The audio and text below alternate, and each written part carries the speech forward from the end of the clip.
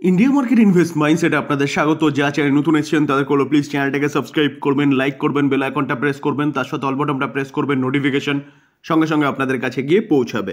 BSc কখনো না বন্ধ হওয়ার মতন বিজনেস।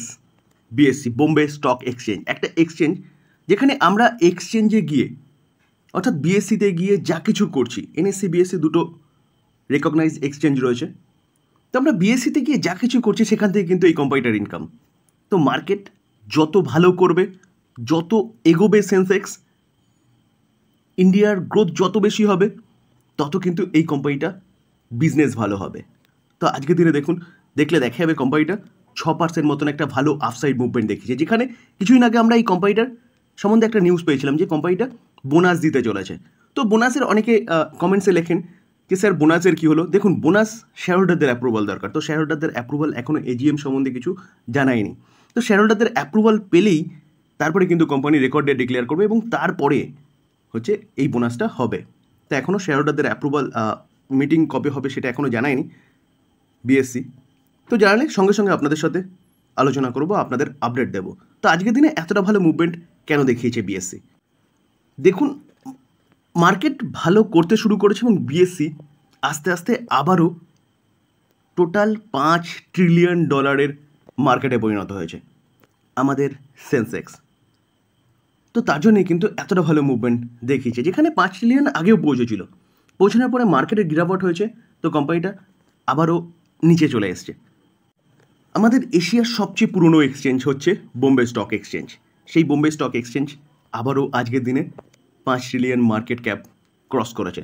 তো এটা একটা ব্যাপক বড় অ্যাচিভমেন্ট বলতে পারেন। তো স্যার, এটাও কিন্তু একটা কারণ আজকের দিনে কোম্পানিটা ভালো মুভমেন্ট দেখানোর পিছনে। কারণ একটু আগে বললাম, যেহেতু শেয়ার মার্কেট রিলেটেড বিজনেস, তো সেন্সেক্স যত ভালো করবে, আমাদের ইকোনমি যত ভালো করবে, তত কিন্তু এই কোম্পানিটা ভালো মুভমেন্ট দেখাবে। প্যারালালি সিডিএসএলকে নিয়েও কিন্তু একই কথা বলবো। দেখুন, আজকের দিনে দেখলে দেখা যাবে সিডিএসএল 5% মতন একটা 6% মতন একটা ভালো আফসাইড মুভমেন্ট দেখিয়েছে। আজকের দিনে সিডিএসএল 1314তে প্রায় চলে গেছে। তো সিডিএসএল এর বিজনেসও যেহেতু শেয়ার মার্কেট রিলেটেড, যেহেতু আমরা কি করি, আমরা যখন ডিমেট অ্যাকাউন্ট করি তখন এই সিডিএসএল এবং এনএসডিএল এর কাছে কিন্তু অ্যাকাউন্টটা খোলা হয়। তো সেখান থেকে এই কোম্পানিটার ইনকাম। তো মার্কেট যত ভালো করবে, তত ডিমেট অ্যাকাউন্ট খোলার পরিমাণ বাড়বে, মার্কেটে অ্যাক্টিভিটি বাড়বে, তত কিন্তু এই কোম্পানিটাও ভালো করবে। তবে স্যার, জাস্ট ইনফরমেশন দেওয়ার জন্য কিন্তু আপনাদের সাথে এই আলোচনাটা করলাম। তো এটাকে কেউ বাই রেকমেন্ডেশন হিসেবে নেবেন না বা চোখ বন্ধ করে বাই করবেন না। অবশ্যই বাই করার আগে কিন্তু ভালো মতো নিজে অ্যানালাইসিস করবেন, নিজের রিস্ক বুঝবেন, তারপরে গিয়ে ইনভেস্টমেন্ট করবেন। তবে এটা জিনিসটা মাথায় রাখবেন, দেখুন লাস্ট 6 মাসে কোম্পানিটাকে দেখলে দেখা যাবে এখনও পর্যন্ত 15% পড়ে রয়েছে। যদি হাই থেকে দেখি তাহলে দেখলে দেখা যাবে দেখুন কোম্পানিটা 33% পড়ে রয়েছে। তো এটাও কিন্তু মাথায় রাখবেন। তার পাশাপাশি আমরা যদি 5 বছর রিটার্ন দেখি, দেখলে দেখা যাবে দেখুন 5 বছরে কোম্পানিটা 11 গুণ রিটার্ন জেনারেট করে দিয়েছে। আর যখন পড়ে তখন কিন্তু প্রায় 45% মতন পড়ে।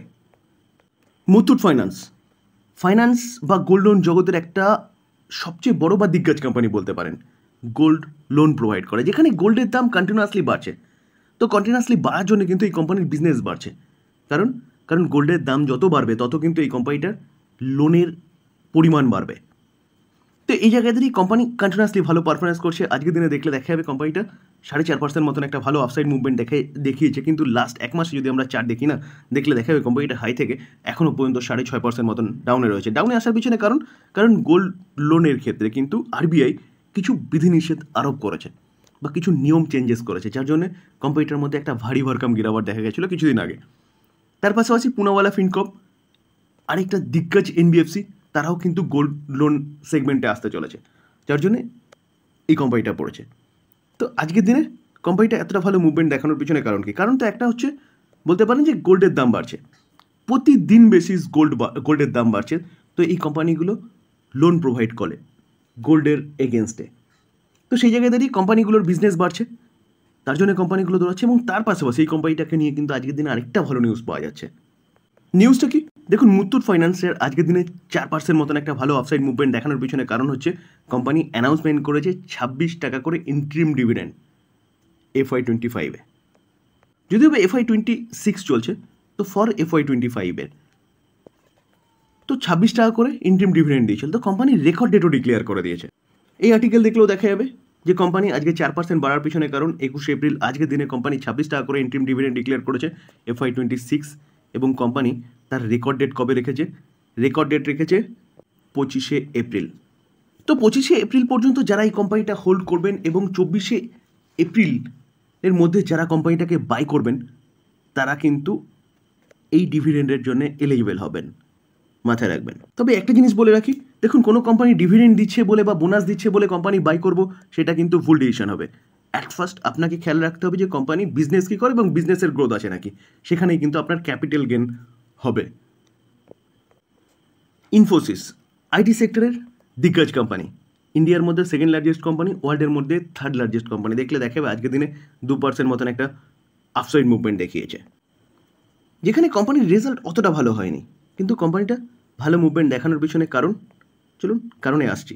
শুধু ইনফোসিস না, টিসিএস এর মধ্যেও কিন্তু একটা হালকা মুভমেন্ট দেখা গেছে 0.5% ওপরে।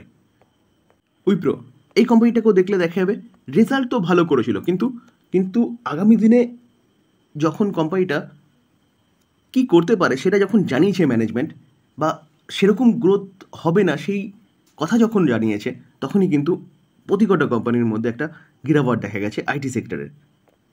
এবং তার পাশাপাশি ডোনাল্ড ট্রাম্পের ট্যারিফ এবং ইউএসের ইনফ্লেশন বা রিসেশন এইসব আইটি সেক্টরের কোম্পানিগুলোর মধ্যে একটা ফিয়ার সৃষ্টি করেছে এবং কোম্পানিগুলোকে নিচে নামিয়েছে। আজকের দিনে কিছুটা স্বস্তি দেখা গেছে, কারণ স্যার ব্যাপক গিরাবট দেখা গেছিলো আইটি সেক্টরের প্রতিকটা কোম্পানির মধ্যে। দেখুন টেক মাহিন্দ্রাকে দেখলে দেখাবে টেক মাহিন্দ্রা আজকের দিনে 5.5%-এর কাছাকাছি একটা ভালো মুভমেন্ট দেখিয়েছে। তো এটা জাস্ট বলতে পারেন একটা রিলিফ র্যালি। তো এটাকে বাউন্স ব্যাক করে এখান থেকে ভালো মুভমেন্ট দেখাবে সেটা এক্সপেকটেশন করা কিন্তু এই মুহূর্তে ভুল হবে, কারণ ট্রেড ওয়ার এখনও শেষ হয়নি আর ইউএসের ইনফ্লেশন ফিয়ার এখনও শেষ হয়নি। তো সেই জায়গায় দাঁড়িয়ে ট্রেড ওয়ার যদি পুরোপুরি বন্ধ হয়ে যায় তখন গিয়ে কিন্তু আপনি আইটি সেক্টরকে নিয়ে চিন্তাভাবনা করতে পারেন। আইটি সেক্টরে আরেকটা দিগ্গজ কোম্পানি HCL টেকনোলজি, কোম্পানিটাকে দেখলে দেখাবে আজকের দিনে প্রায় 3.5% মতন একটা ভালো আপসাইড মুভমেন্ট দেখিয়েছে। তো HCL টেকনোলজি আজকের দিনে ভালো মুভমেন্ট দেখানোর পিছনে কারণ কি? কারণ আজকে 21 তারিখ, কালকে 22 তারিখ। তো যারা এই কোম্পানিটা হোল্ড করছেন তাদের জন্য কিন্তু 22 তারিখে এই কোম্পানিটার রেজাল্ট ডিক্লেয়ার করতে চলেছে, তো তাদের জন্য 22 তারিখটা খুব ইম্পর্টেন্ট। তো কালকের দিনে রেজাল্ট কি আসছে এবং কোম্পানিটা প্রতি কোয়ার্টার ডিভিডেন্ড দেয়, এই কোয়ার্টার ডিভিডেন্ড দেবে ডিক্লেয়ার করেছে, কত টাকা ডিভিডেন্ড দিচ্ছে সব যদি জানতে হয় তাহলে কিন্তু চ্যানেলের সাথে যুক্ত থাকতে হবে, তাহলে সঠিক সময়ে সঠিক তথ্যটা আপনিও জানতে পারবেন। ওয়ারি এনার্জিস, যেখানে কোম্পানিটা সোলার মডিউল তৈরি করে, আজকের দিনে দেখলে দেখা যাবে 5% ওপরে একটা ভালো আপসাইড মুভমেন্ট কোম্পানিটা দেখিয়েছে, যেখানে এই কোম্পানিটা ডিক্লেয়ার করেছে তার আর্নিং ডেট কত তারিখ? 23শে এপ্রিল। 23শে এপ্রিল বেলা 11টার সময় কিন্তু এই কোম্পানিটা তার কোয়ার্টার 4-এর রেজাল্ট ডিক্লেয়ার করবে। তো যারা এই কোম্পানিটা হোল্ড করছেন তাদের জন্য কিন্তু 23 তারিখ ইম্পর্টেন্ট। রিলায়েন্স গ্রুপের ছোট হাতি বলতে পারেন যে আলোক ইন্ডাস্ট্রিজ। তো আলোক ইন্ডাস্ট্রিজ আজকে দেখলে দেখা যাবে দেখুন 2.5% মতন একটা ভালো আপসাইড মুভমেন্ট দেখেছি, যেখানে 16 টাকা 49 ট্রেড করছে। কোম্পানিটা রিলায়েন্স গ্রুপ অ্যাকোয়ার করে নিয়েছে। তো আজকের দিনে এই কোম্পানিটা রেজাল্ট ডিক্লেয়ার হওয়ার কথা ছিল, তো চলুন রেজাল্টটা একটু দেখে নিই। এই কোম্পানিটা টেক্সটাইল জগতের একটা দিগ্গজ কোম্পানি ছিল, যেখানে এই কোম্পানিটা এনসিএলটির দোরগোড়ায় পৌঁছে গেছিলো এবং তখন কিন্তু রিলায়েন্স গ্রুপ এই কোম্পানিটাকে অ্যাকোয়ার করেছে। আমরা কোম্পানির কনসোলিডেট রেজাল্টে চলে এসেছি, যেখানে রুপিস কি আছে, রুপিস ইন ক্যারোয়ে রয়েছে। ওকে, সিকোয়েন্স কি বলছে? সিকোয়েন্স বলছে 3/24 এক বছর আগে, 12/24 আগের কোয়ার্টারে, 3/25 এই কোয়ার্টারে। আমরা যদি কোম্পানির ইনকাম দেখি তাহলে টোটাল ইনকাম কি বলছে?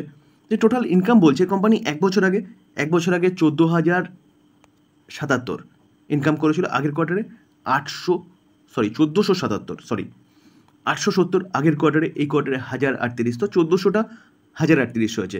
ইয়ারলি কমেছে, কিন্তু কোয়ার্টারলি দেখলে দেখা যাবে সামান্য বেড়েছে।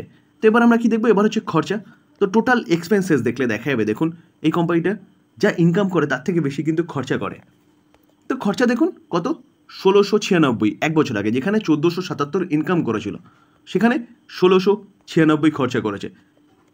আগের কোয়ার্টারে 1138 খরচা করেছে, ইনকাম কত করেছিল? 870। আর এই কোয়ার্টারে 1038 ইনকাম করেছে এবং খরচা কত করেছে দেখুন 1206। তো খরচাটা কিন্তু তুলনামূলকভাবে অনেকটা কম করেছে। তো ইনকাম মাইনাস এক্সপেন্সেস করলে পরে কোম্পানির প্রফিট বা লস পাওয়া যায়। তো কোম্পানি লস মেকিং কোম্পানি দেখলে দেখাবে এক বছর আগে 219.78 কারোর কোম্পানিটা লস করেছিল, আগের কোয়ার্টারে 267 কারোর, এই কোয়ার্টারে 168 কারোর। তো দেখলে দেখা যাবে কোম্পানি কিন্তু লস ন্যারো করেছে, অনেকটা কমিয়েছে অপারেটিং প্রফিটে। তো এবার আমরা কি দেখবো, ট্যাক্স ও অ্যাডজাস্টমেন্টের পরে মেন প্রফিট তো নয়, sorry, main loss, net loss for the period. তো নেট লস ফর দ্য পিরিয়ডে দেখলে দেখা যাবে, দেখুন কোম্পানি 1 বছর আগে 215 কারোর লস করেছিল, আগের কোয়ার্টারে 272 কারোর লস করেছে, এই কোয়ার্টারে অনলি ফর 74 কারোর। তো এটা কিন্তু একটা পজিটিভ সাইন বলতে পারেন এই কোম্পানির জন্য, যেখানে কোম্পানি কিন্তু লস অনেকটা ন্যারো করেছে। তো আজকে দিনে 6:30 বলতে পারেন যে কোম্পানির রেজাল্ট ডিক্লেয়ার করেছে। তাহলে আজকে ডিউরিং মার্কেটে কিন্তু কোম্পানির রেজাল্ট আসেনি, তো আজকে মার্কেট ক্লোজ হয়ে যাওয়ার পরে রেজাল্ট এসেছে, যেখানে কিন্তু কোম্পানি লস করলেও যথেষ্ট ভালো রেজাল্ট করেছে প্রিভিয়াস ইয়ারগুলো বা কোয়ার্টার তুলনায়। তো এখন দেখার বিষয় যে এই রেজাল্টটাকে মার্কেট কীভাবে নেয়। রেজাল্ট কিন্তু যথেষ্ট ভালো হয়েছে। ডিসক্লেমার দিয়ে রাখি স্যার, এই ভিডিওতে যেসব কোম্পানিগুলো নিয়ে আলোচনা করলাম সেসব কোম্পানিগুলোর সম্বন্ধে নিউজ পাওয়া যাচ্ছে বলে আলোচনা করলাম। তো এই আলোচনাটাকে কেউ বাই রেকমেন্ডেশন হিসেবে নেবেন না। বাই করার আগে ভালো মতন অ্যানালাইসিস করবেন, তারপরে বাই করবেন, বা আপনি আপনার ফাইন্যান্সিয়াল অ্যাডভাইজারের সাথে কথা বলে নিয়ে তারপরে বাই করবেন। জাস্ট নিউজগুলো পাওয়া যাচ্ছে, সেগুলো নিয়ে আলোচনা করলাম মাত্র। আলোচনা এই পর্যন্ত। যদি ভালো লাগে, যারা চ্যানেল নতুন এসেছেন তাদেরগুলো প্লিজ চ্যানেলটাকে সাবস্ক্রাইব করবেন, লাইক করবেন, বেল আইকনটা প্রেস করবেন, তার সাথে অল বাটনটা প্রেস করবেন, নোটিফিকেশন সঙ্গে সঙ্গে আপনাদের কাছে গিয়ে পৌঁছাবে। থ্যাংক ইউ, ভালো থাকবেন।